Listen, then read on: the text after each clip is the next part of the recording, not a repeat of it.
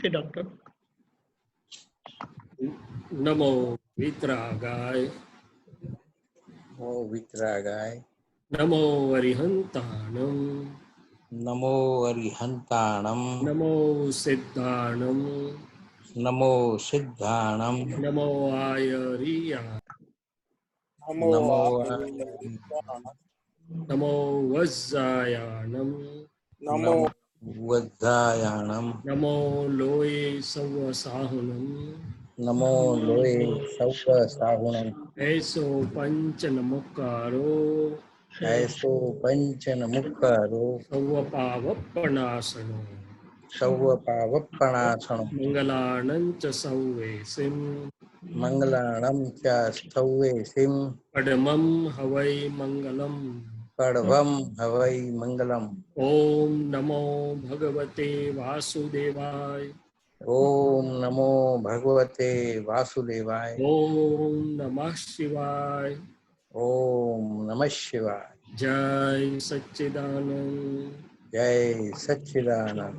हे दादा भगवान वितराग परमात्मा, हे दादा भगवान वीतराग परमात्मा, आप हमारे साथ यहाँ विराजमान रहिए।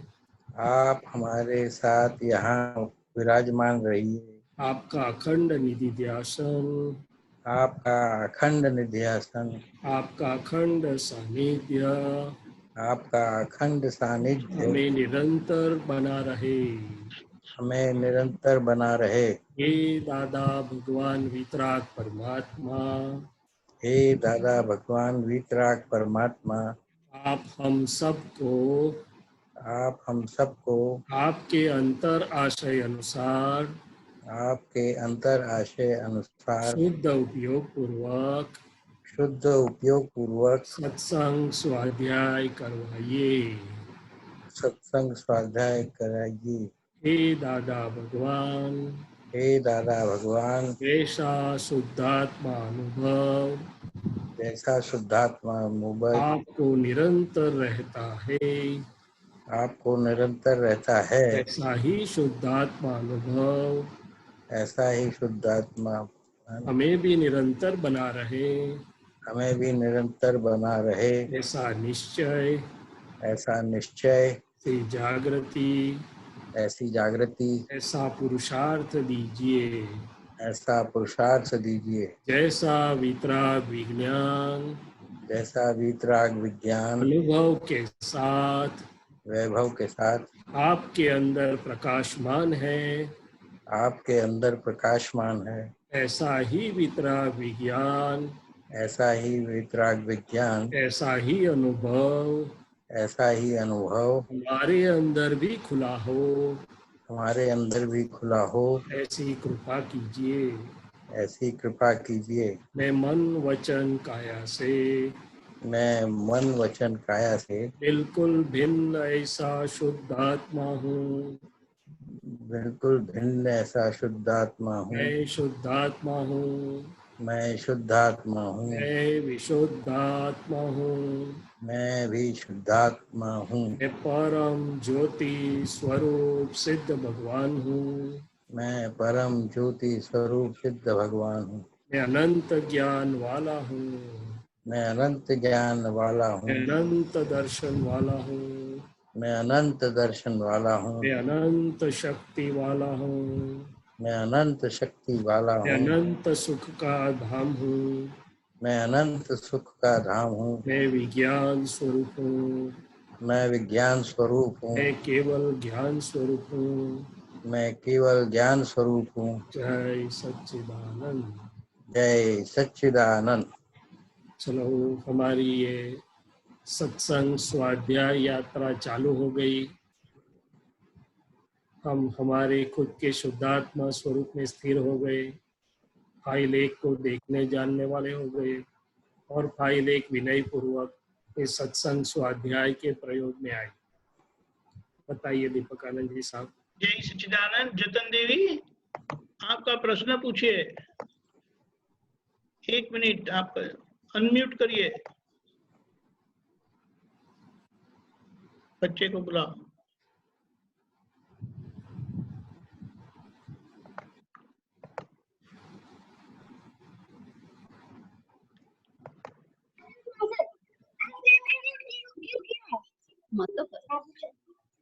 जय सच्चिदानंद स्वामी जी।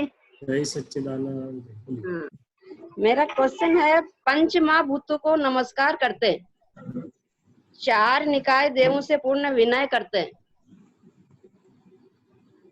हाँ, फिर हाँ, इसका मुझे थोड़ा सा बताइए, अब किसको बोलते हैं पंच महाभूतों को, जी चार जी निकाय देव? जी। अभी ये वाक्य कहाँ से लिए हैं आपने? ये वाक्य मैंने ना दादा भगवान की साक्षी में रखते, दादा भगवान को नमस्कार करते, पंच परमेष्टि को नमस्कार हाँ, करते। पंच परमेष्टि की पंच महाभूत? नहीं, मैं ये तो मेरे को सब आते, फिर और नहीं आया। पंच महाभूतों को नमस्कार करते, चार निकाय देवों से पूर्ण विनय करते। ठीक है, मुझे लगता है कि आपने कविराज के पद में से लिया होगा शायद। ये पहली बात कि दादा भगवान के खुद के वाक्य नहीं है ये नमस्कार के, अच्छा, भगवान के खुद के मुंह से जो निकले हैं, तो प्रत्यक्ष दादा भगवान की साक्षी में सिमंदर स्वामी को हम नमस्कार करते, फिर ओम परमेष्टि भगवंत और पंच परमेष्टि भगवंत है वहां पर। तो पंच जी स्वामी जी। परमेष्टि अलग है और पंच महाभूत अलग है। तो दादा भगवान के मुंह से जो नमस्कार निकले हैं वो पंच भगवंतों को नमस्कार करते हैं। तो दोनों समझा देता हूँ कि पंच परमेष्टि भगवंत। बच्चे अभी बातें ना करे अम्मा से, उनको सत्संग सुनने दो। हाँ, तो पंच परमेष्टि भगवंत मैंने अभी ब्रह्मांड में अरिहंत भगवंत है, जहाँ पर भी तो 4-5 महाविद्य में हर एक में 4-4 के 20 अरिहंत विद्यमान है वो पहले। फिर तो सिद्ध गति में अनंता है, वो तो विदेही सब है। फिर आचार्य भगवान ब्रह्मांड में भगवान की भाषा में जो जो आचार्य की दशा में है, ऐसे जहाँ जहाँ पर भी है वो सब आचार्य भगवंत। फिर उपाध्याय भगवंतों, और फिर साधु में आत्मदृष्टि प्राप्त होने के बाद जो आत्मदशा की साधना कर रहे हैं, ऐसा आत्मदृष्टि वाले, राइट बिलीफ वाले साधु, ये जो 5 ब्रह्मांड में जहाँ जहाँ भी है, ये 5 मिला के पंच परमेष्टि होते हैं। उनको पंच परमेष्टि बोला गया है क्योंकि वो आत्मदृष्टि प्राप्त होने से की पुरुषों की दशा को नमस्कार है।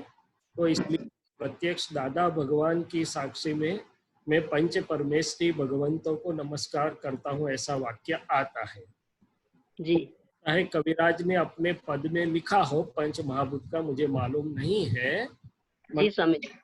पंच महाभूत की जो बात है वो वेदांत की परिभाषा में, अच्छा, वेदांत की परिभाषा में ये पृथ्वी, अग्नि, जल, जी।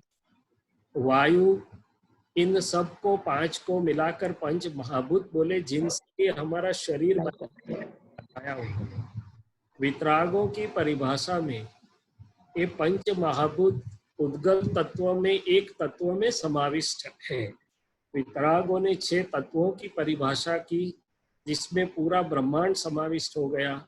उसमें से उद्गल तत्व की विगत करने के लिए, उसका विशेष विवरण करने के लिए वेदांत ने ये पंच महाभूत की बात की, जिसमें जैसे मैंने बताया पृथ्वी तत्व, अग्नि तत्व, जल तत्व, वायु तत्व, ये सब मिलके हुआ।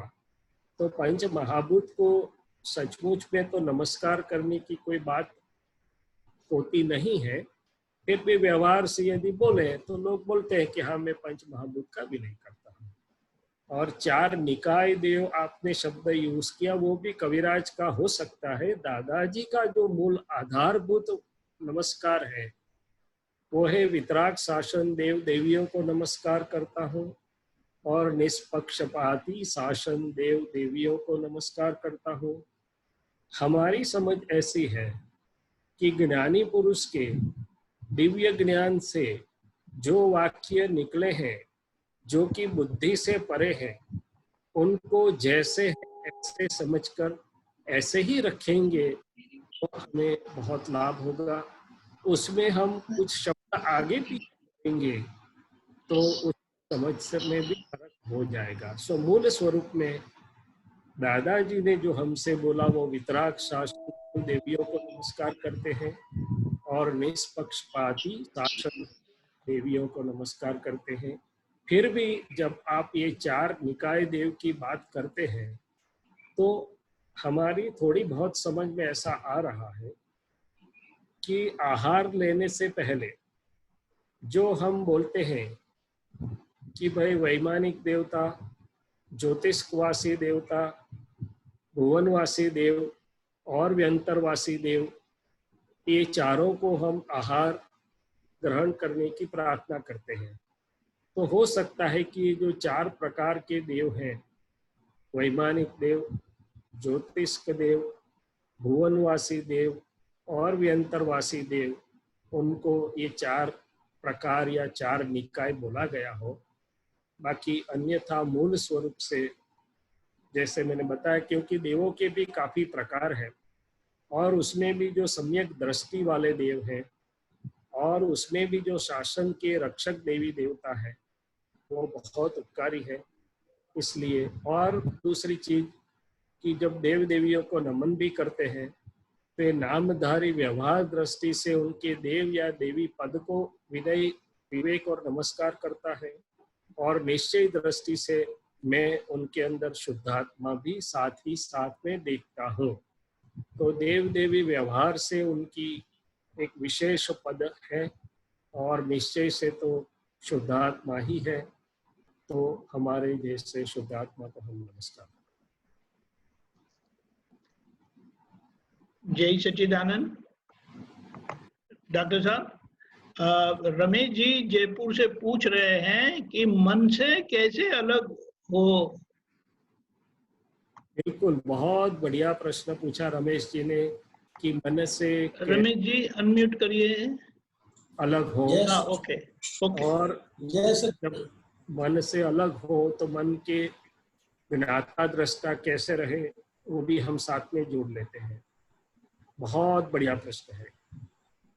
दादा भगवान ने जब हमें दृष्टि दी तो पहला हमने हमको बुलवाया कि मैं मन, वचन, काया, नाम और नाम की माया, भाव कर्म, द्रव्य कर्म और कर्म आपके सुचरणों में समर्पित करता हूँ।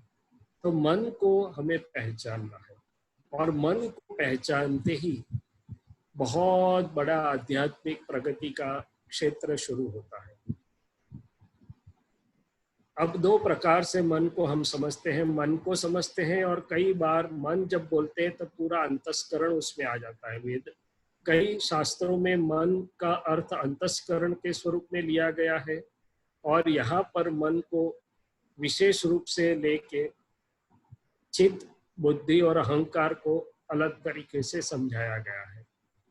यदि हम दादाजी की भाषा में समझे तो मन क्या है, तो दादाजी ने बताया कि स्थूल मन, द्रव्य मन या डिस्चार्ज माइंड और भाव मन, चार्ज मन या तो कॉजल या कारण मन, भाव मन। तो जब से ज्ञान मिलता है, मैं शुद्धात्मा हूँ की प्रतीति और लक्ष्य प्राप्त होता है, तो भाव मन या चार्ज मन को दादाजी ने बदल दिया है या बंद कर दिया है। अभी हम जो बात कर रहे हैं वो स्थूल मन, ग्रॉस माइंड या डिस्चार्ज माइंड की कर रहे हैं।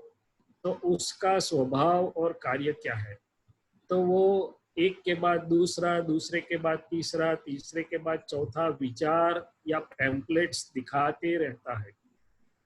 कई बार काम के, कई बार निकम्मे। अभी 3 बजे सत्संग शुरू होने वाला है तो मन कितने भी ऑप्शन दिखाएंगे हमको कि भाई सत्संग से जुड़े, फिर दिखाएगा सुबह से शाम तक इतने सारे सत्संग चलते हैं, चलो ना थोड़ा टाइम थोड़ा और काम कर ले, या तो कोई और चीज हमारे सामने खड़ी होती है, तब मन हमें काफी पैम्पलेट्स या ऑप्शंस दिखाता है।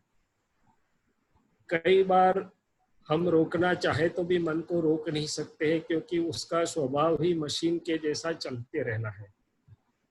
लोग मन वश करना चाहते हैं, मैंने कि अपने पसंद के विचार ही आए और ना पसंद के ना आए, ऐसा चाहते हैं।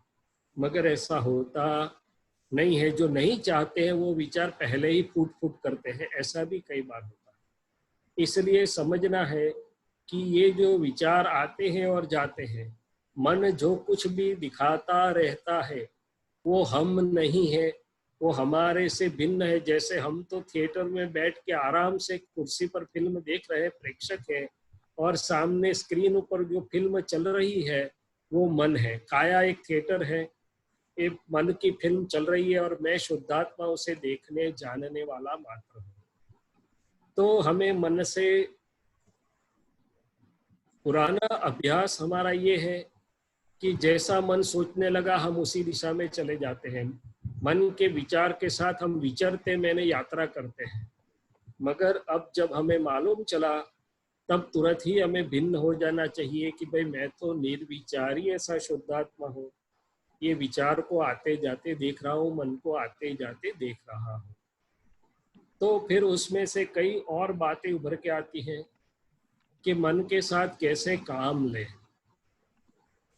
जब मन हमें पसंद नहीं ऐसे विचार दिखाता है, कोई और दिशा में ले जाना चाहता है, तो हम क्या करें।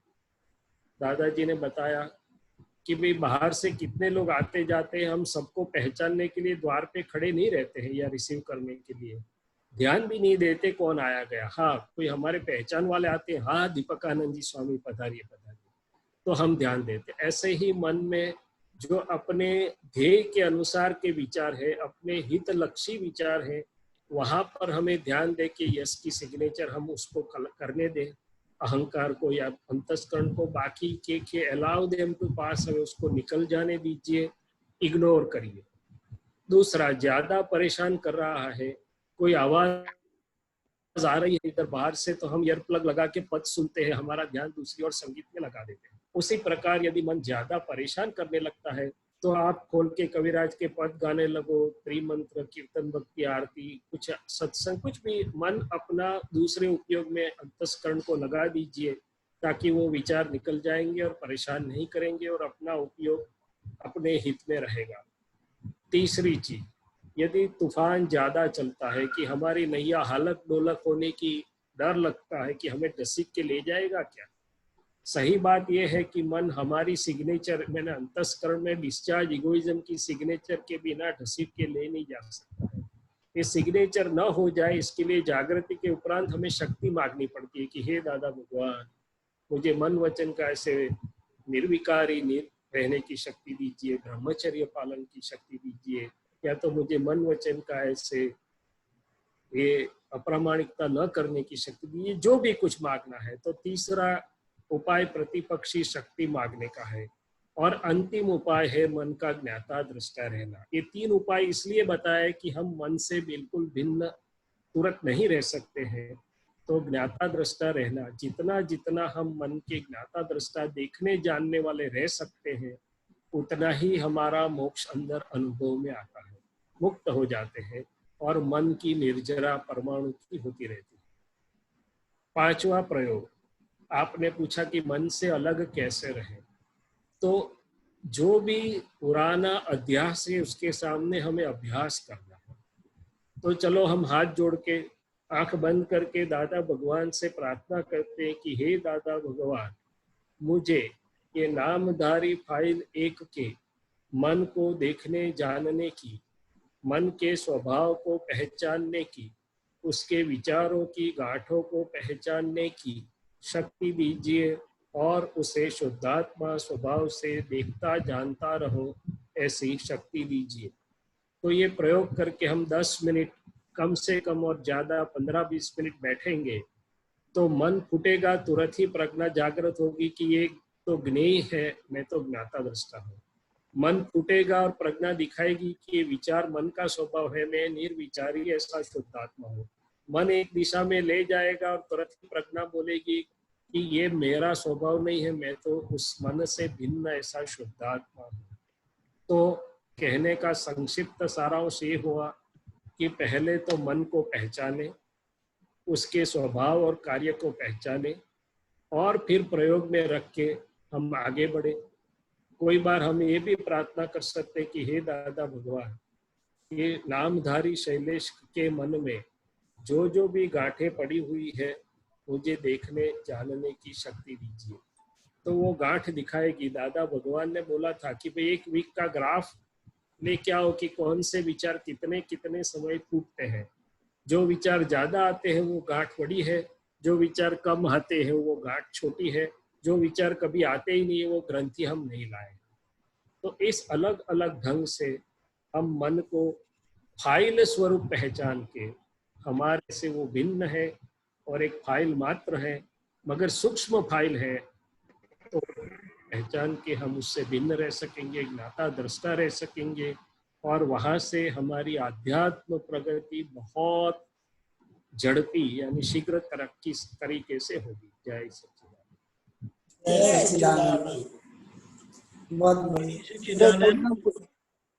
और अशोक जी आपको प्रश्न पूछना है? जी सर। हाँ बोलिए।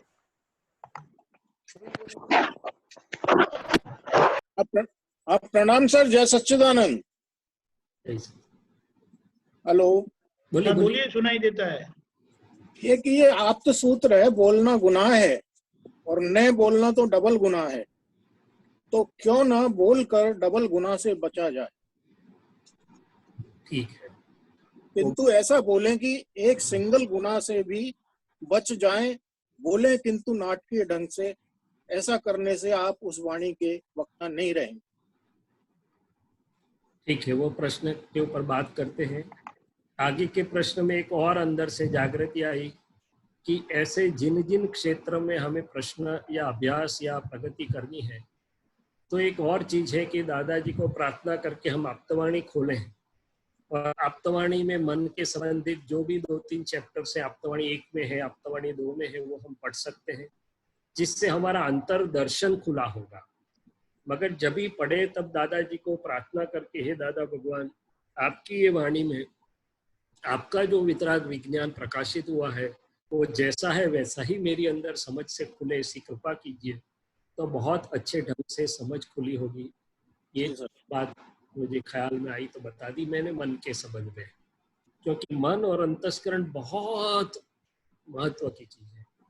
अच्छा, ये अभी बोलना ये सिंगल गुना है, ना बोलना ये डबल गुना है, जो सूत्र की बात हमने काफी बार पढ़ी, सुनी, समझी, समझने की कोशिश की है।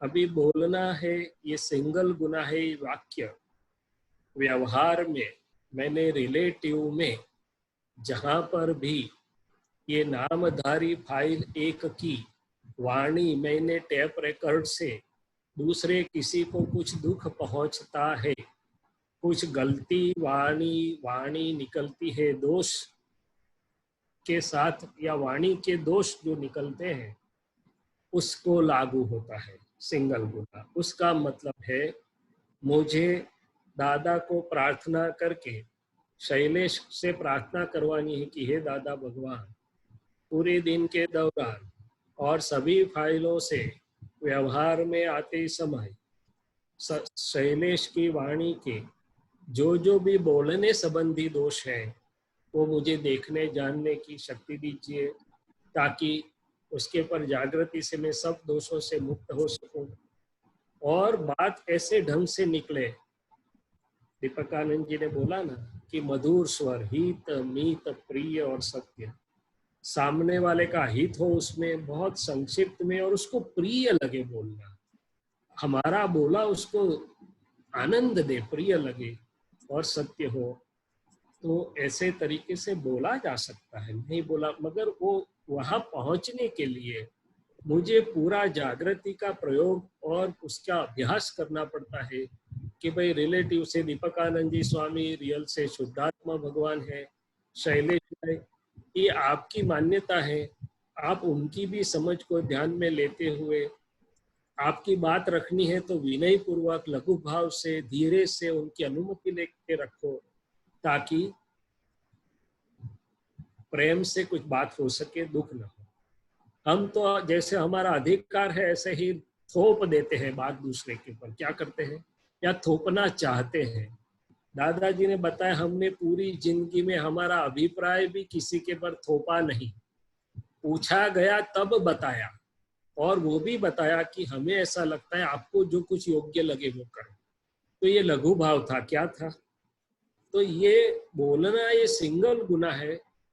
वो वाक्य में, व्यवहार में ये नामधारी की जो भी वाणी निकलती है अलग अलग स्वरूप से, अलग अलग ढंग से, अलग अलग हेतु से, अलग अलग भाव से, वो सभी दोषों को देखने की, उसके ऊपर जागृति रखने की और उसका शुद्धिकरण करने की प्रयोग की बात है, ताकि मेरी ये टेप रिकॉर्ड ऐसी निकले कि व्यवहार का, फाइल का संभाव से निपटारा होता रहे मगर अन्य सब दोष खत्म हो जाए। व्यवहार में वाणी इतनी ही निकलनी चाहिए जितना फाइल का संभाव से निपटारा करने के लिए आवश्यक है। क्या है? अनिवार्य है। बाकी तो व्यर्थ वाणी बहती संसार हेतु थी। हम संसार में बोल ही करते हैं, तो ये सब सिंगल गुना में जाता है। और न बोलना डबल गुना है। ये जो बात कही गई है वो सिद्धांत के बारे में कही गई है। क्या कही गई है? जो सनातन सत स्वरूप सिद्धांत है, जैसे आत्मा है, 6 तत्व है, ज्ञानी पुरुष है, तीर्थंकर है, ये सब सिद्धांत है जो पहले भूत, वर्त या भविष्य में वही स्वरूप में, सत स्वरूप में ही रहते हैं। तो सिद्धांतों के बारे में हम जानते हैं कि ये उचित है या अनुचित है, फिर भी कोई कारण से हम नहीं बोलते हैं, नहीं बोल पाते, नहीं बोलते, नहीं बोलना चाहते हैं कि हम कहाँ माथाकुट में पड़े, हमें क्या लेना देना, समझे कुछ भी तरीके से। तो वहां न केवल सिद्धांत की रक्षा न होती है मगर हमारा खुद का अहित हो सकता है, क्योंकि हमने सिद्धांत टूटते हुए चला लिया। क्या किया? तो सिद्धांत की बाबत में जब हम बोलना जरूरी होता है और मौन रह जाते हैं, तब उसको डबल गुना बोला गया है। सादी भाषा में बताएं तो अभी महाभारत की सीरियल चल रही है और महाभारत की सीरियल में हम सब देखते हैं कि भर सभा में द्रौपदी के साथ जो हुआ, तब सबको जो बोलना चाहिए थे सब चुप रह गए। तो उसके लिए उसका परिणाम स्वरूप भीष्म को अंत समय में बाणों की सैया पर सोना पड़ा। और वो कृष्ण भगवान से पूछते भी हैं कि प्रभु, हे वासुदेव नारायण, मुझे ऐसा परिणाम क्यों मिला? शिकायत नहीं करे, जानना चाहते हैं। तो वासुदेव नारायण बताते हैं कि जब बोलने का जरूरी था, आपकी फर्ज थी, तब आप नहीं बोले थे। उसी प्रकार यदि हम देखें कि सिद्धांतों की बाबत में कुछ टूट रहा है, क्योंकि ये क्या है कि पूरा जन समुदाय के हित का जो उजाला है वो उजाले की को टूटने की बात है। यदि आज जहाँ धर्म का स्थापना, सिद्धांत की स्थापना होनी है, वहां बैठ के यदि मैं कुछ गलत करूं और लोग मौन रह जाए और पूरा पटरी गलती की साइड जाए, तो वहां मौन रहना वो डबल गुना हुआ है, ऐसा बताया है। क्या बताया है? क्योंकि उसमें सिद्धांत का, सनातन धर्म का और कई लोगों का हित हो जाता है। और उससे नीचे के लेवल में, व्यवहार में जहां पर हमारी फर्ज बनती है, मान लो हम माता पिता है और हमारा लड़का या लड़की कोई गंभीर दोष की दिशा में चल रहा है, जैसे चारित्र के संबंध का दोष हो या चोरी संबंधी ऐसी कोई बड़ी गलती है कि जो कि आगे चल के उसका जीवन बर्बाद कर सकती है, वहां पर यदि हम मौन रह गए तो हमारी माता पिता की फर्ज हम चूक गए। यदि हम जज हैं और हमें ख्याल में आया कि ये गलत दिशा में जा रहा है और कोई भी हमारे निहित स्वार्थ से हम मौन रह के या गलत न्याय के पक्ष में जा बैठे, सही न्याय के पक्ष में नहीं बोले, तो हमारा फर्ज चूके वहां नहीं बोलने के डबल गुने में पड़ गए। इस ढंग से उसको समझाया गया है, मगर वो सिद्धांत की बात है।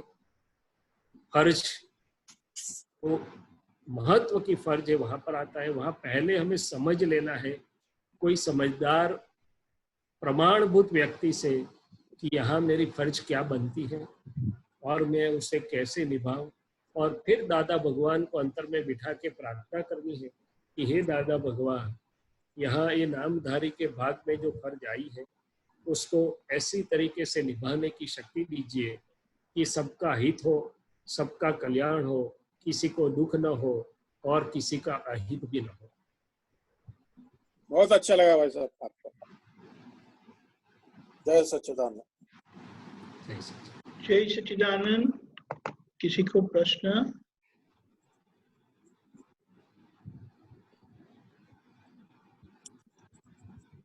किसी को प्रश्न है तो बताइए। प्रश्न नहीं है तो अरस परस अनुभव की, संवाद की बातें करें। जीवन चलता है सबका अपना, उस जीवन में चलते चलते। एक मिनट डॉक्टर साहब, हाँ, मोनिका बहन को प्रश्न है। जरूर जरूर बोलिए मोनिका बहन। जय सच्चिदानंद। मेरे साथ ये होता है कि जब मैं प्रतिक्रमण करने जाती हूँ तो प्रतिक्रमण करते करते जब मुझे मोना के दोष दिखते हैं तो अंदर से बहुत ज्यादा तकलीफ होने लगती है, मतलब उसमें बहुत ज्यादा एकाकार हो जाती हूँ। तो अंदर से जो फीलिंग्स होती है वो बहुत खराब होने लगती है कि ये क्यों दोष किया, मतलब इतना उसके अंदर इंटरेक्ट हो जाती हूँ।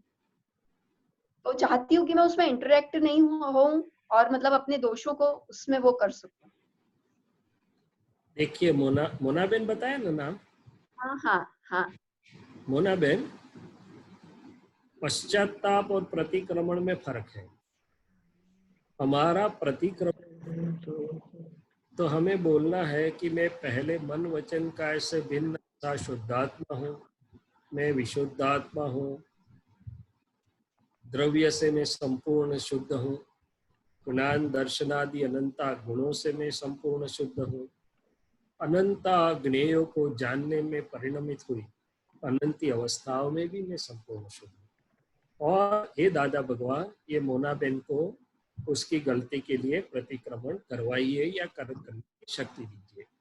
तो प्रतिक्रमण मोना बेन करते हैं और मैं शुद्ध आत्मा हूँ, आत्मा नहीं शुद्ध आत्मा हूँ। शुद्ध था, शुद्ध हूँ, शुद्ध रहूंगा, वो हमारी प्रतीति। पहले हम हमारी जगह पर बैठ जाएं, हमारी कुर्सी पर बैठ जाएं और फिर मोना जी से बोले कि मोना जी आप ये अतिक्रमण का प्रतिक्रमण कर लीजिए।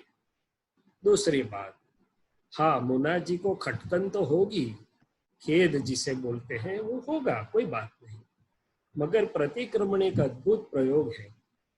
आपके घर में कुछ कचरा गिर गया, आपके कपड़े पर कुछ दाग हो गए, तो क्या आप रोने बैठते हैं? क्या आप डिस्टर्ब हो जाते हैं? नहीं। यदि कोई हो जाता है मेरे जैसा तो भी आप बोलते हैं डॉक्टर साहब चिंता मत करिए, ये मेरे पास टाइड है, घड़ी है, बहुत अच्छा डिटर्जेंट है, अभी जरा लगा दूंगी, अभी दाग निकल जाएगा, उसमें क्या बड़ी। तो ये प्रयोग में ये हमें समझना है कि मैं शुद्धात्मा हूँ और प्रज्ञा शक्ति के उजाले में दादा की हाजिरी में जब मोना प्रतिक्रमण करती है तब उसके हर वाक्य, हर शब्द पूरा विज्ञान है। मोना बोलती है कि प्रत्यक्ष दादा भगवान की साक्षी में जब दादाजी हाजिर होंगे तो मोना को रक्षण नहीं करेंगे। तब मोना अलग, शुद्धात्मा अलग, और दादा की हाजिरी से ही मोना जी शांत और आनंद होकर आनंद में समपरिणाम में आने लगेगी। मगर ये प्रत्येक शब्द का विज्ञान समझना आवश्यक है कि क्यों रखा गया है। से भी हम बोल सकते हैं कि मैं दीपकानंद जी के शुद्धात्मा को देख के माफी चाहता हूँ, नहीं, पर फिर तो सहज हो जाएगा कि प्रत्यक्ष दादा भगवान की साक्षी में मन, वाणी और काया दीपकानंद जी के नाम और नाम की माया और उनके भाव कर्म द्रव्य कर्म से भिन्न ऐसे हे शुद्धात्मा भगवान, आपको नमस्कार करता हूँ। और ये शैलेश से आपके साथ ये जो गलती हुई उसके लिए शैलेश माफी चाहता है, फिर ऐसा न करूं ऐसा निश्चय करके शक्ति मांगता है। तो सचमुच हकीकत ये है कि जैसे ही प्रतिक्रमण मोना जी करेंगी तो मोना जी मुक्त, हल्की हो जाएंगी, उसका दुख हट जाएगा, सुख वापिस आ जाएगा, नॉर्मालिटी वापिस आ जाएगी, बोझ, गलती के बोझ से वो मुक्त हो जाएगी। और मैं तो शुद्धात्मा, आप तो शुद्धात्मा है। मोना जी जो प्रयोग कर रही है प्रतिक्रमण का, उसको ठीक ढंग से यदि वो करेगी समझ करके तो वो मुक्त हो जाएगी, उसका बोझ हट जाएगा और वो गलती चली जाएगी। गलती दिखाई देती है, वो वहां से ही छूटने की शुरुआत होती है। और आलोचना, प्रतिक्रमण, प्रत्याख्यान दादा भगवान को हाजिर करके जब करेंगे तब मोना जी वो गलती में से मुक्त होके हल्की हो जाएंगी और एक दो बार जितना जरूरी है प्रतिक्रमण हो जाने के बाद वो मोना जी को गलती वापिस याद भी नहीं आएगी। उसका मतलब है कि गलती के परमाणु वहां से संपूर्ण डिस्चार्ज हो गए। जहां तक वो आती रहती है, बग करती है गलती, वहां तक मोना जी से प्रतिक्रमण करवाना है। मगर प्रतिक्रमण एक वैज्ञानिक ढंग की प्रक्रिया को समझिए। और ये भी मैंने प्राइमरी बताया कि प्रत्यक्ष दादा भगवान की साक्षी में जो प्रतिक्रमण किया मोना जी ने, फिर मोना जी की जागृति प्रज्ञा की आगे बढ़ेगी तो मोना जी को दिखाएगी कि मोना जी आपकी ये बिलीफ और मान्यता के कारण आपसे ये गलती हुई। ज्ञान तो ऐसा बोलता है, मैंने आप ज्ञान के उजाले में आपकी मान्यता चेंज कर, तो फिर तो अतिक्रमण का रूट कॉज भी उड़ जाएगा। समझ में आई मेरी बात? और फिर मोना जी को खेद या गिल्ट फीलिंग होती है तो दादाजी को सौंपने का कि हे दादा भगवान, आप मोना के अंदर विराजमान आइए और विराजमान होइए और ये मुझे ठीक ढंग से समझाइए, तो आपको समझ में आएगा कि तो मोना बहन की प्रकृति का स्वभाव है। कई प्रकृति होती है ऐसी थोड़ी, मगर मैं तो शुद्धात्मा हूँ और प्रतिक्रमण करते करते वो प्रकृति करवाते करवाते वो प्रकृति निकल जाए। ठीक, जय सच्चिदानंद। हमारा प्रतिक्रमण दुखी होने के लिए नहीं है, दुख मुक्त होने के लिए है। क्या है? दुख मुक्त होने के लिए है। अच्छा, एक क्वेश्चन और पूछ लूं मैं? जरूर से पूछते रहिए। ये है एक व्यवहार दृष्टिकोण अवस्था के अधीन है और निश्चय दृष्टिकोण स्वभाव के अधीन। निश्चय दृष्टिकोण क्या? व्यवहार दृष्टिकोण तो अवस्था के अधीन है, हाँ, और निश्चय दृष्टिकोण सब स्वभाव के अधीन है। स्वभाव, हाँ। यस। अभी ये वाक्य कहाँ से है? ये आप्त सूत्री है एक। अच्छा, तो व्यवहार दृष्टिकोण अवस्था के अधीन है ऐसा आप बता रहे हैं, वो भी अपेक्षा से है। मैंने जैसी अवस्थाएं आई ऐसे परिणाम प्रकृति में खड़े होंगे ऐसा बोलना चाहते हैं। क्या बोलना चाहते हैं? कोई बीमार हो गया या खुद बीमार हो गए तो ऐसे कुछ परिणाम खड़े होंगे। यदि कोई और अवस्थाएं लग्न में चले गए या पार्टी में चले गए तो ऐसे परिणाम खड़े होंगे। व्याज का व्याज, मैंने ग्रांड सन, हमारे ग्रांड सन और डॉटर आ गए तो ऐसे परिणाम खड़े हो जाएंगे। बहुत अच्छा लगेगा, बहुत प्यारा लगेगा, बहुत मीठा लगेगा, ऐसा बताना चाहते। मगर दूसरा पहलू ये है उसका कि जो ज्ञान से हमें मिली है व्यवहार दृष्टि, रिलेटिव और रियल, वो अवस्था के अधीन नहीं चलती है। उसमें तो कोई भी प्रकार की अवस्था आए, पसंद नापसंद, जिसे हम लोग व्यवहार में अच्छी या बुरी कहते हैं, अनुकूल या प्रतिकूल कहते हैं, ज्ञान दृष्टि तो उसको एक ही दृष्टि से देखती है कि ये रिलेटिव है, ये व्यवहार है और मैं शुद्धात्मा निश्चय हूँ। तो सचमुच में ज्ञान की अपेक्षा से जो व्यवहार दृष्टि में रिलेटिव दृष्टि है वो अवस्था के आधार से परिवर्तित नहीं होती रहती। वो अवस्था को अवस्था के रूप में ही जानती है और देखती है। और जब जागृति आगे चलती है तब अवस्था में द्वंद्व से भी निकलती जाती है। अच्छा बुरा, उचित अनुचित, पसंद नापसंद, सब में से निकालती है हमको। हाँ, जहां तक वो नहीं है, जागृति कम है, मैं ऐसा बताऊंगा कि प्रकृति की जो दृष्टि है वो अवस्था के अधीन या परिवर्तित होती है। क्योंकि प्रकृति में जैसा माल लाया, जैसे सामने अवस्था आई, ऐसे परिणाम हो सकते हैं। मगर ज्ञान से जो व्यवहार दृष्टि मिली है, रिलेटिव दृष्टि, उसमें ऐसा नहीं है। वो तो रिलेटिव को रिलेटिव ही देखेगी, व्यवहार को व्यवहार ही देखेगी। एक ही लाइन ऑफ डिमार्केशन है। और निश्चय दृष्टि स्वभाव के अधीन है, वो तो बराबर है। निश्चय दृष्टि स्वभाव के अधीन नहीं है। निश्चय दृष्टि हमें स्वभाव में स्थिर करवाती है। क्या करवाती है?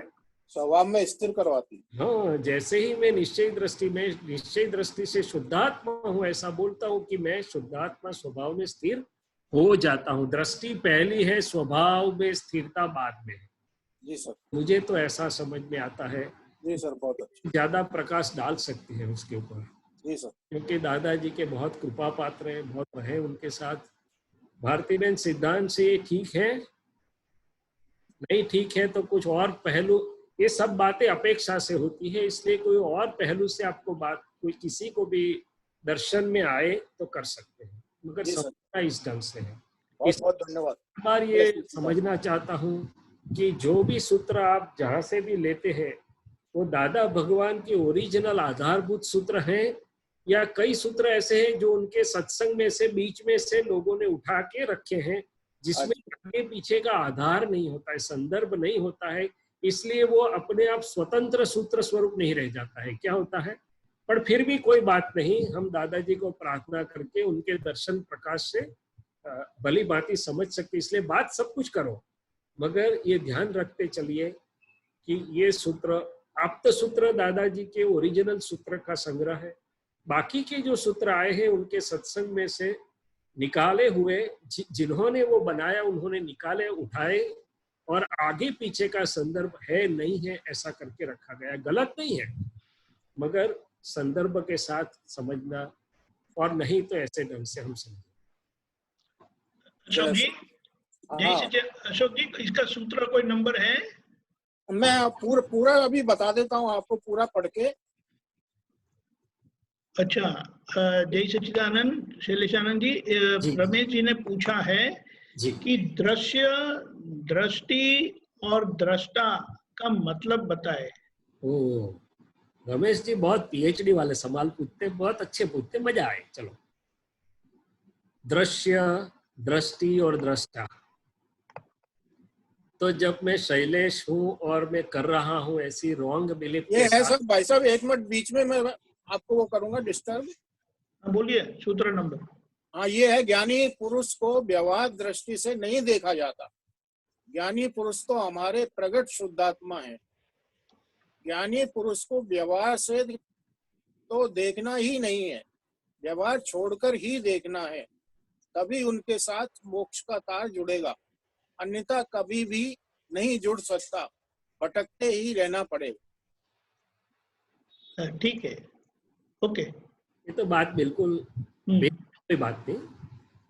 तो इसमें लास्ट में ये दृष्टिकोण बाद में उसके ऊपर आते हैं, बाद में करते हैं, ये बाद में उसके ऊपर वापिस आएंगे। जी सर, जी सर।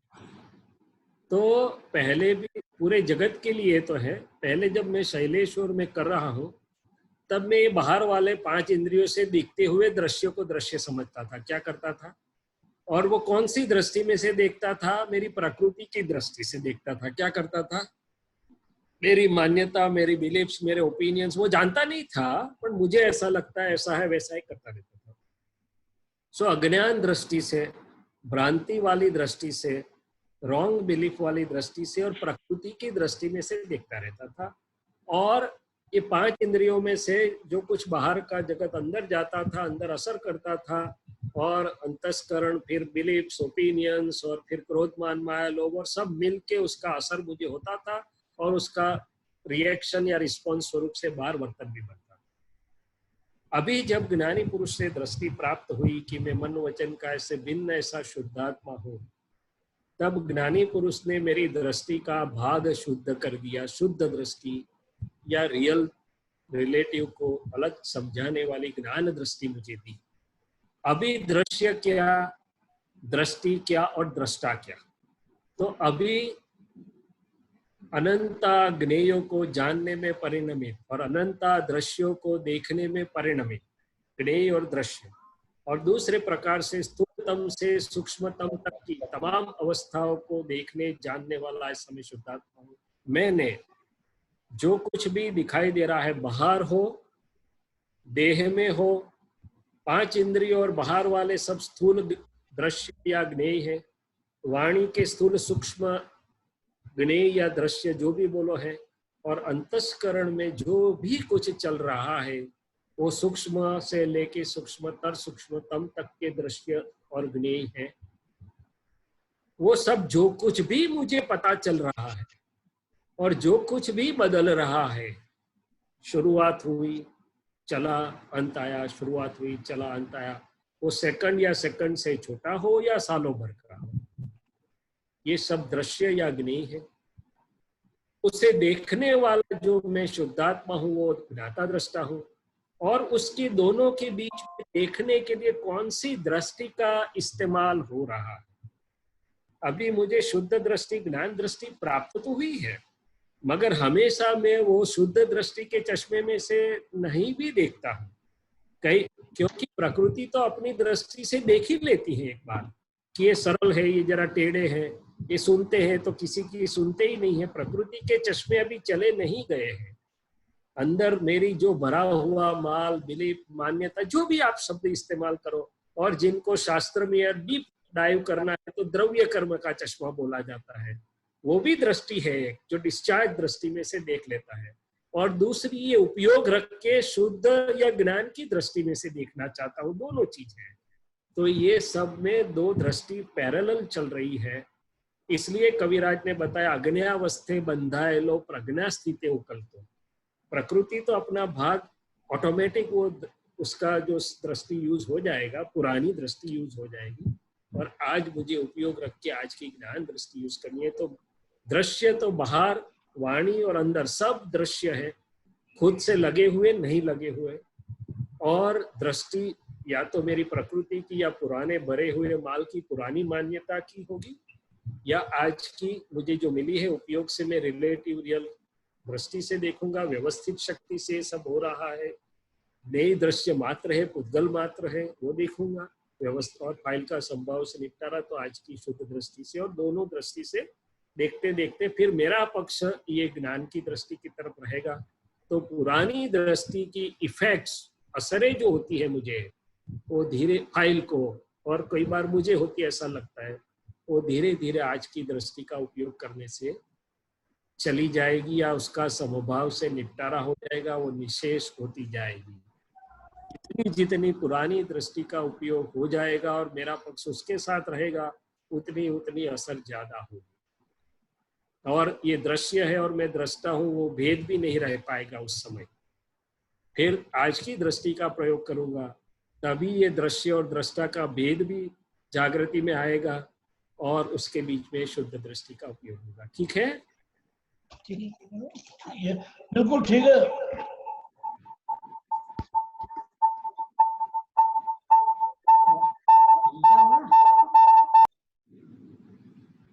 जय सच्चिदानंद। किसी को प्रश्न बताइए।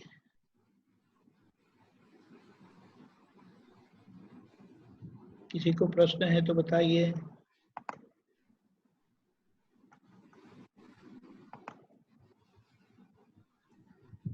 जो भी बात आ रही है, प्रश्न या बात, उसमें सिद्धांत खुला हो रहा है कि नहीं, वो आप खास बताना। हमारा दादाजी से यही प्रार्थना है कि जैसा प्रयोग उनके अंदर चल रहा है, जैसा विज्ञान उनके अंदर खुला हुआ है, उनकी कृपा से ये बातों में हमारे अंदर भी वही खुला हो, और हम अन्योन्य से बात नहीं कर रहे हैं, सबके साथ दादाजी ही बात कर रहे हैं, ऐसा हमें अनुभव हो, और खुद को पहले फायदा हो रहा है, ऐसा हम सबको अनुभव हो। बोलिए।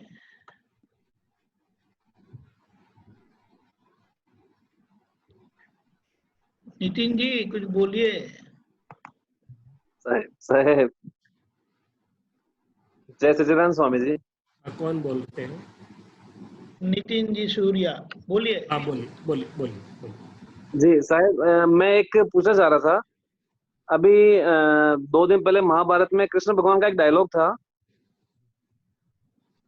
कि सत्य को चाहने में नहीं, सत्य को जानने में आनंद है। बरोबर। सत्य को चाहने में नहीं, उसको जानने से आनंद होगा। इसकी आप थोड़ा विवेचना करेंगे साहब?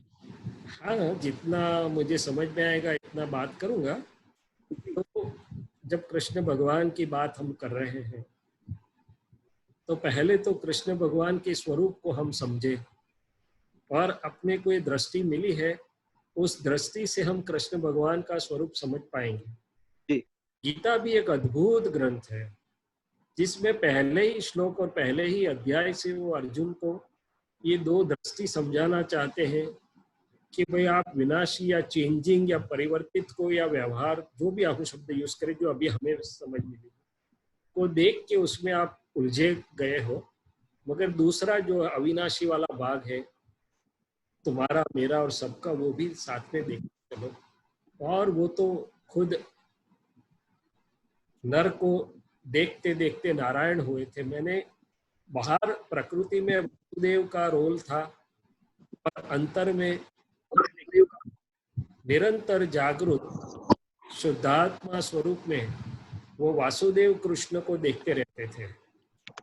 ये दो भूमिका हमें रिलेटिव और रियल से समझ में आएगी। तो अभी हम समझे कि सत्य को चाहना और सत्य को जानना दो चीज है, सत्य है और सत है। जो सत्य है वो रिलेटिव को लागू हो रहा है, या तो सत्य व्यवहार अपेक्षा और सिद्धांत प्रवर्तमान जो धर्म के सिद्धांत है उसके अनुसार है,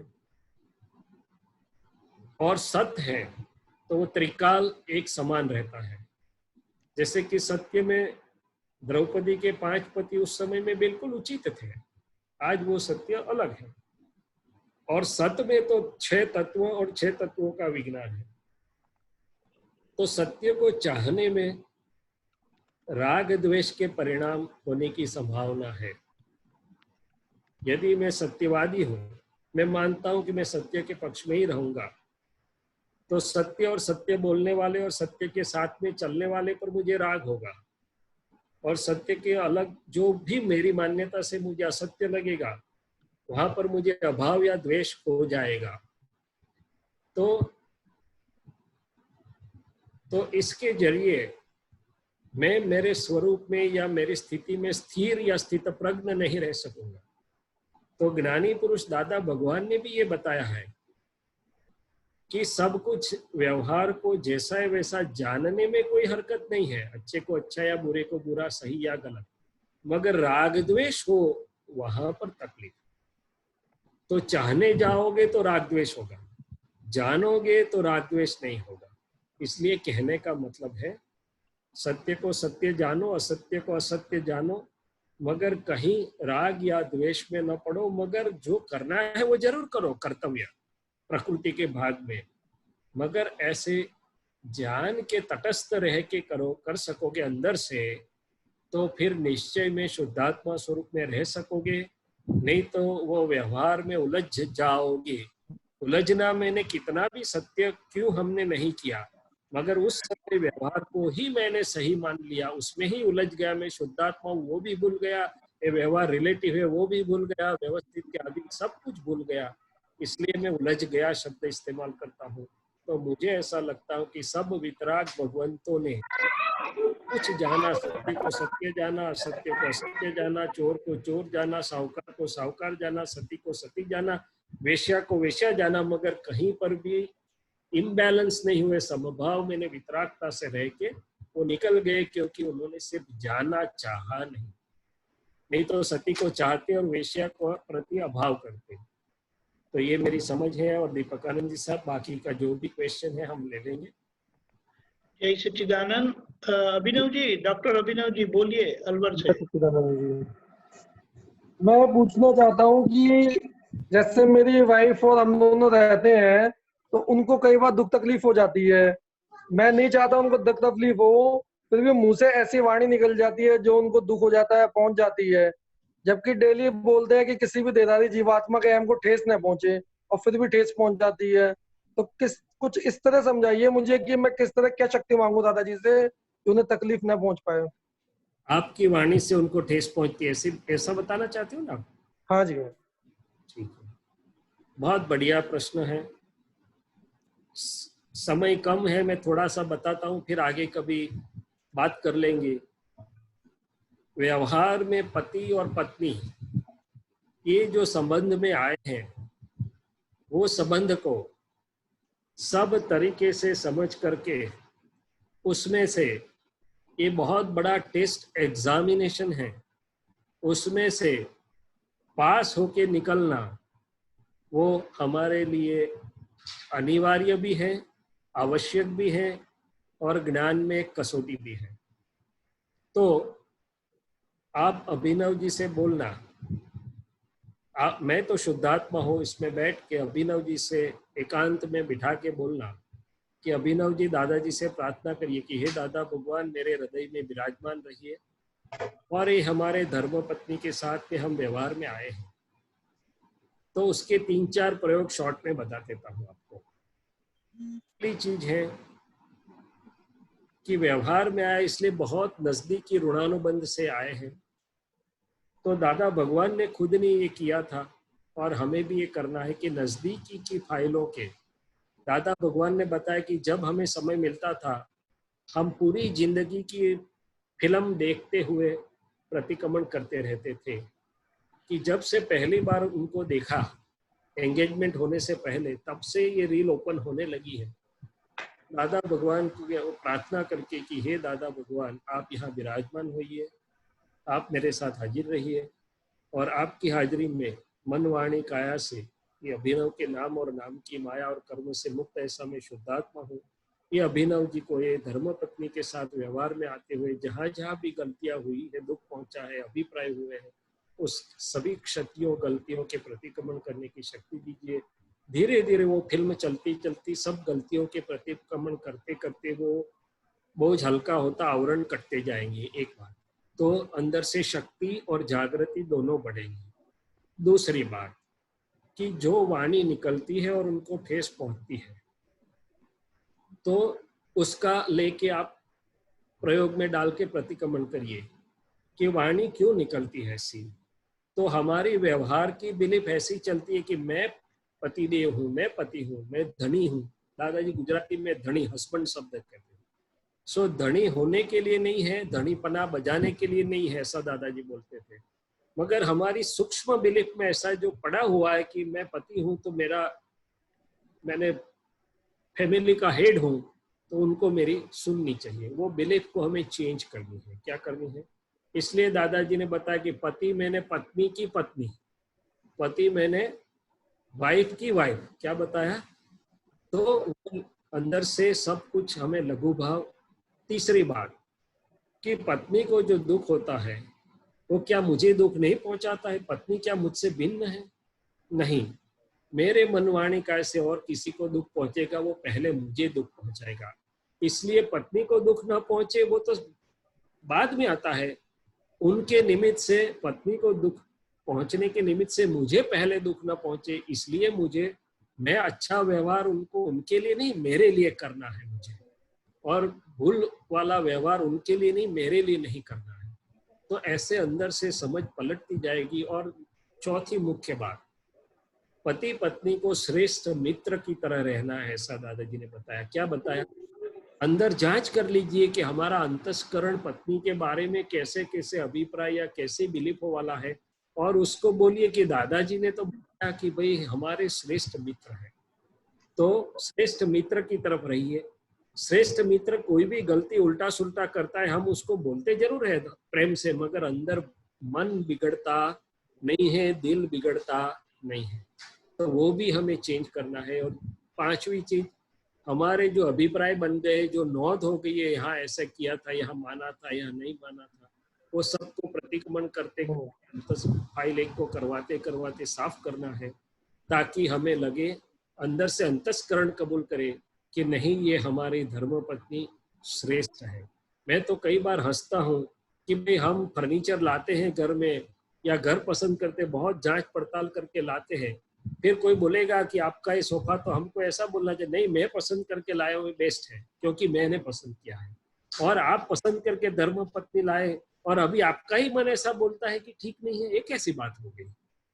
तो ये सब अंदर से समझ से चेंज करते करते फिर वाणी में चेंज आएगा। तो दुख नहीं होना है ये तो हमारी भावना है, मगर उसके पीछे हमारे उनके जो ऋणानुबंधी संबंध की चिकनाहट है, थोड़ा थोड़ा समय लेके प्रतिक्रमण करते करते निकालते जाओ। अंदर में रखो कि हमारे श्रेष्ठ मित्र की तरह रहना है, और हमारा प्रेम शुद्ध प्रेम होना है, जो उनके वर्तन वाणी से वो बदले नहीं, कंडीशन और एक्सपेक्टेशन वाला नहीं हो, और अभिप्राय नोंद निकालते निकालते जाएंगे तो एक श्रेष्ठ मित्र के भांति हमारे संबंध होते जाएंगे, और फिर वाणी बहुत प्रेम वाली सुमधुर निकलेगी। तो ऐसे शॉर्ट में मैंने बतलाया। बाकी पति पत्नी का अंतर में जो पड़ता है ये आप सुलटा लेंगे, संभाव से निपटारा, बाहर नहीं अंदर से पूरा निकलेगा तो बहुत बड़ी प्रगति होगी। जय सच्चिदानंद। और वैसे तो देखो मैं प्रतिक्रमण करता ही हूँ, डेली समझता भी हूँ, और जैसी गलती हो जाती है मैं तुरंत मांग लेता हूँ। फिर भी जिस समय वो कंडीशन आती है उस समय अचानक निकल ही जाता है। उस समय बाद में तुरंत मुझे पछतावा भी होता है, नहीं बोलना चाहिए, प्रतिक्रमण भी कर लेता हूँ, लेकिन उस जगह जो निकल गया उसके रोकने के लिए नहीं, कोई बात नहीं, वो निकल जाएगा अभी, क्योंकि वो मशीनरी में पड़ा, ऐसी मशीनरी बनी है प्रकृति की। धीरे धीरे जैसे मैंने बताया, आप अंदर से जो फर्क आएगा, अभिप्राय निकलते जाएंगे, नौत निकल जाएंगी, ये सब निकलेगा, धीरे धीरे वो निकलना कम हो जाएगा और बंद हो जाएगा। आप जी पक्ष रख दीजिए कि उनके साथ एक श्रेष्ठ मित्र की तरह बहुत मृदु रुजु और प्रेम से बात करनी है, ऐसा रख दीजिए। ठीक है। जय सच्चिदानंद। सुरेश कुमार दुराई, लास्ट सवाल बोलिए। भगवान महावीर स्वामी को 12 वर्ष लगे थे, उसके बाद उन्होंने केवल ज्ञान प्राप्त किया। और क्या बोलते भगवान 12 साल लगे थे दीक्षा लेने के बाद केवल ज्ञान होने के लिए। हाँ, और केवल ज्ञान वो जब पहली देशना दी वो निष्फल गई, वो क्या कर, पहली देशना निष्फल गई थी ना। हाँ, वो क्या कारण? क्यों तीर्थंकर केवल ज्ञानी होने के बाद देशना किसी भी तीर्थंकर की खाली नहीं जाती है। हाँ, बरोबर है। दोनों बात करता हूँ कि भगवान महावीर को केवल ज्ञान होने में 12.5 साल लगे थे। ये तो अंतिम अवतार की अंतिम उत्कृष्ट साधना की बात है। ऐसे तो 27 भव के पहले जो बीच पड़ा था, 27 बड़े बड़े भव के पहले, वहां से यात्रा तो शुरू चली आती थी। और का अंतिम चरण यात्रा में ना, अंतर की शुद्धिकरण की, अंतर जागृति की यात्रा का अंतिम चरण, वो अंतिम 12.5 साल का शास्त्र में वर्णन किया गया है कि जिस 12.5 साल में जागृति में बिल्कुल भी उनको तनिक भी परमाणु का भी कच्चा नहीं पड़ा, और ये वर्धमान के पुद्गल को शुद्धात्मा स्वभाव से अविरत जागृति से उनको देखा, और अंतिम दोष खत्म होते ही केवल ज्ञान हुआ। और हमारी यात्रा चालू हुई है, दृष्टि मिली वहां से, तो जो भी 1, 2, 3, 4 जिसको जितने अवतार करने हैं या करेंगे, धीरे धीरे जाते जाते वो हमारी अविरत यात्रा चालू हुई है, और अंत में ये उस डेस्टिनेशन पर, लक्ष्य पर जाएगी। दूसरी बात है कि भगवान की पहली यात्रा देशना निष्फल गई। उसको 2 अपेक्षा से देखते हैं। एक हमारी जो अपेक्षा है दुनियावी अपेक्षा से सफल निष्फल से, और दूसरी वितराग अपेक्षा। दुनियावी अपेक्षा से जो निष्फल गई, इसलिए बताया शास्त्रों ने कि मोक्ष में जा सके, मुक्ति पा सके, ऐसा मानवी नहीं था वहां पर। उस देशना में देव तो थे, दूसरे लोग भी थे, मगर मानवीय प्रत्यक्ष रूप से, स्थूल रूप से हाजिर नहीं था कि जो मुक्ति को, उनकी देशना के फलस्वरूप मुक्ति को जाए। उसकी 2 वजह है कि 5 वितराग माला में 10 आश्चर्य हुए जो होते नहीं, मगर आश्चर्य उसका नाम अपवाद स्वरूप से होते हैं। तो पंचम काल में प्रभु महावीर के समय में 2 आश्चर्य हुए। एक आश्चर्य सूर्य और चंद्र दोनों साथ में दर्शन के लिए आए थे। दूसरा आश्चर्य परिवर्तन उनका हुआ था। और तीसरा आश्चर्य ये देशना में, पहली देशना में मुक्ति को पा सके ऐसा मनुष्य वहां पर प्रत्यक्ष रूप से हाजिर नहीं था। वो पंचम काल का ये एक संजोग था। मगर दूसरी अपेक्षा से, वितराग अपेक्षा से देखो तो कभी कोई चीज निष्फल जाती नहीं। वो तो केवल हुआ और परमाणु निकले और ब्रह्मांड में गए। वो परमाणु ने देवदेवी और अन्य प्राणियों का तो किया, वो तो बात अलग है, मगर वो निकले हुए परमाणु जो ब्रह्मांड में आसपास में गए वो कार्य करके ही रहते हैं। दादा भगवान कई सालों तक उनके पास 2, 5, 10 ही व्यक्ति आते थे, मगर वो अपना काम घूमते फिरते और अंतर से भी करते रहते थे, और आज परिणाम देखने को मिल रहा है कि कितना उगा है। हमारी लिमिटेड दृष्टि से वो विफल, या शास्त्र या दुनियावी दृष्टि से वो विफल, वो पंचम आर्य का संयोग, मगर सचमुच में विफल कुछ होता नहीं है। और तीर्थंकर के परमाणु तो कैसे विफल होंगे? तो मुझे मेरी समझ में ऐसा आता है। और 12.5 वर्ष की साधना काल, ये हमारा भी तपकाल शुरू हुआ है। जितना कीमत समझे और जितना रिलेटिव रियल को भिन्न कर रखने के 5 आज्ञा के ये सब जागृति के तप में रहे, ऐसा हम पाएंगे। दादा भगवान का अंतिम वाक्य ये बोल के पूर्ण करता हूँ। दादा भगवान ने बताया कि हमारा ये विज्ञान आपको महावीर की दशा में रख सके ऐसा है, जितनी आपकी तैयारी, जैसा आपका पुरुषार्थ। जय सच्चिदानंद। महावीर स्वामी भगवान 12.5 वर्ष तपस्या की ना, महावीर स्वामी भगवान 12.5 वर्ष तपस्या की ना, तो प्रकृति को देखते रहते थे ज्ञाता देश का। मुझे ये आवाज सुनाई नहीं दी। मुझे उन्होंने कहा कि 12.5 साल महावीर भगवान ने अपनी प्रकृति को ही देखते रहे, ज्ञाता दृष्टा रहे। जी बराबर। तो त्रिमंत्र बोल के पूर्ण करें। हाँ, ये समय हो गया है। सुरेश कुमार जी आगे हम लेंगे जरूर से। जय सच्चिदानंद। सुरेश जी आप बोलिएगा साथ साथ। नमो वितरागाय, नमो वितरागाय, नमो अरिहंताणम, नमो अरिहंताणम, नमो सिद्धाणम, नमो सिद्धाणम, नमो आयरियाणम, नमो आयरियाणम, नमो वज्जायाणम, नमो वज्जायाणम, नमो लोये सवसाहुनम, नमो लोये सवसाहुनम, एसो पंच नमक्कारो, नमक्कारो सवपावपनासनो, सवपावपनासनो, मंगलानं च सर्वेसिं, मंगलानं च सर्वेसिं, पद्मं हवै मंगलम्, परमं हवै मंगलम्। ओम नमो भगवते वासुदेवाय, ओम नमो भगवते वासुदेवाय, ओम नमः शिवाय, ओम नमः शिवाय। जय सच्चिदानंद। जय सच्चिदानंद।